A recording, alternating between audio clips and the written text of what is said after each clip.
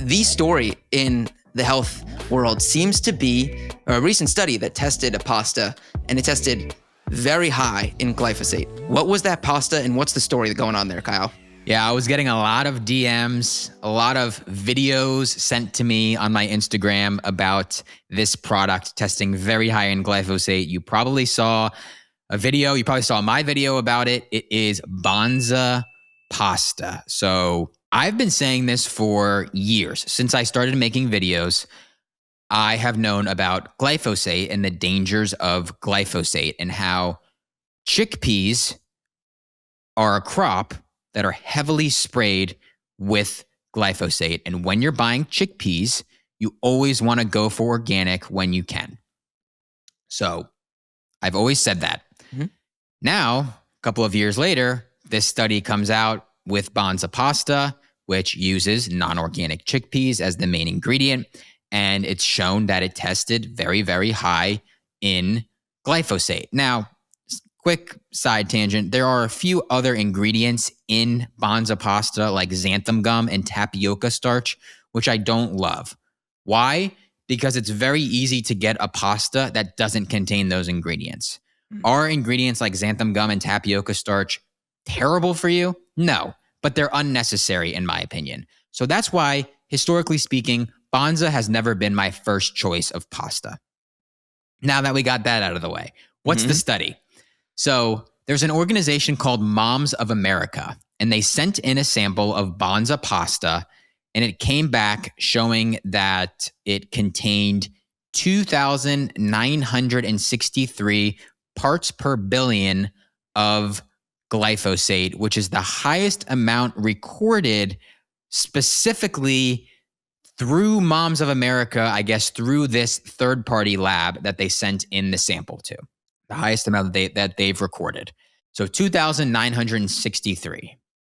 The EWG, or the Environmental Working Group, which is a nonprofit organization that looks at a lot of personal care products and food products that may be potentially contaminated with things like glyphosate or other toxic chemicals.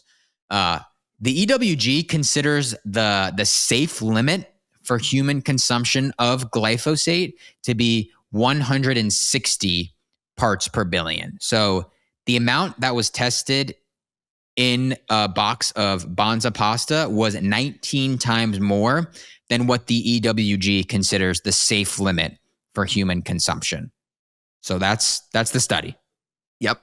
Yeah, sure. First, shout out Moms of America. We talked about them before on another study, holding companies accountable on some of these. We talked about them specifically. It was the cereal that we mentioned them, and they had sent in the loaded cereal. Oh, yeah. That were stuffed with vanilla cream. It was not vanilla cream, but they had done a big study on that and how that was exposed to glyphosate, and they were targeted right at kids. So first, shout out to them, that organization, just holding people accountable.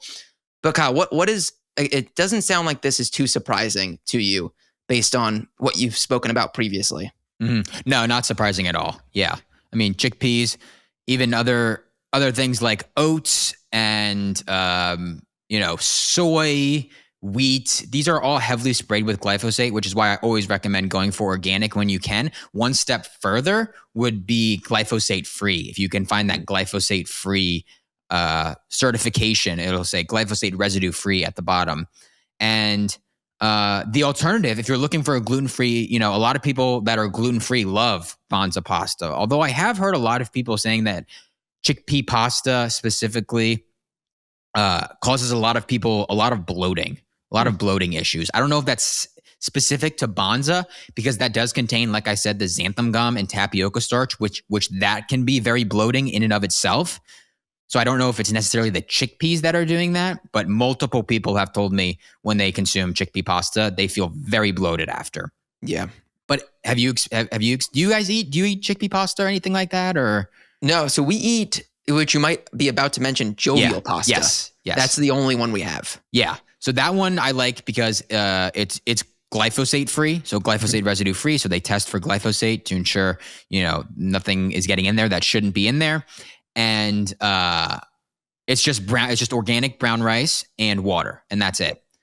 Now, when I did talk about this the other day, a lot of people were like, what about the arsenic that's found in brown rice, which is a very good point. There's a lot of natural arsenic that's found in the soil and in areas where rice is grown.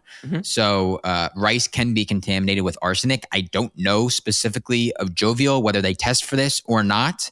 But yes, it is something to be aware of and maybe a future podcast topic. Yeah, definitely. I didn't realize that. So yeah, I guess pasta is one of those things where there are good options out there. Jovial being one of them. I think there are a few others too that are out there. So to the extent you can avoid Banza, it might be worth doing so just because of how much we've talked about it before, how bad glyphosate is and the negative impacts it can have on your health. Exactly. Yeah. And I will say I did have Banza message me after I posted the video, and they did mention a few points here, which are I think are worth mentioning. So first of all, they said it's important to note that this is not the quote unquote highest levels ever. That is, it's only specific to this one lab that moms across America used. And Banza said they can't speak to how they got their results, which is very understandable. And they also mentioned that their product is tested for glyphosate to ensure it's below EPA levels of 8,000 parts per billion. Remember, again, the amount tested was 2,963. So we'll call it close to 3,000. And they're saying that the EPA limit is 8,000 and the EU limit, European Union, is 10,000. So they are right in that it's much, much lower than the limit for these other organizations. Me personally, I want to get that number as low as humanly possible. So the fact that it still contains close to 3,000, it's a little high for me. I want to minimize that whenever possible. There are not a lot of long-term studies on glyphosate and the detrimental effects of the impact that it can have on humans. And the average person is consuming non-organic wheat, non-organic chickpeas, non-organic soy, possibly on a daily basis. Yeah. Which is all contaminated with glyphosate. And that all adds up very quickly in the body. So me personally, I want to avoid my exposure whenever possible, or limit my exposure wherever possible. So I totally understand their reasoning here and why they sent me the message. I appreciate that.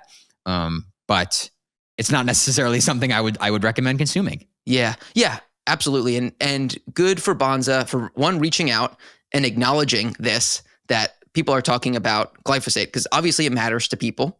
And Banza is not just ignoring it.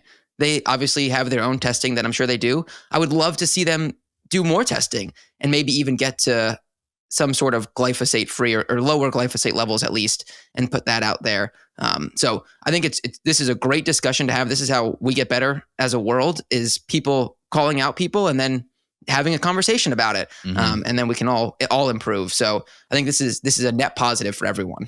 I agree. Yeah. Yep. Maybe come out with an organic chickpea pasta and charge, if it's more expensive, charge people more. I think I'm willing to pay the premium if I know a product is higher quality and, doesn't contain something like glyphosate in it. I care about what I put in my body. I know many people listening to this podcast also do.